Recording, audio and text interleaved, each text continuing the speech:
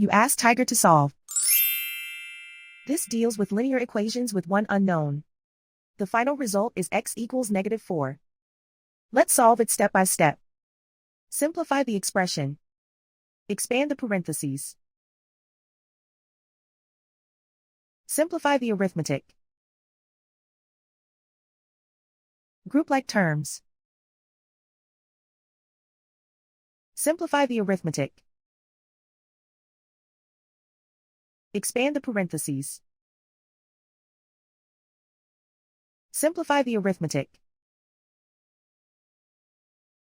Group like terms. Simplify the arithmetic.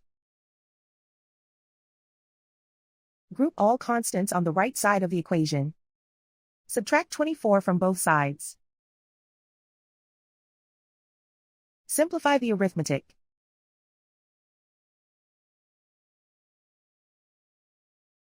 Isolate the x.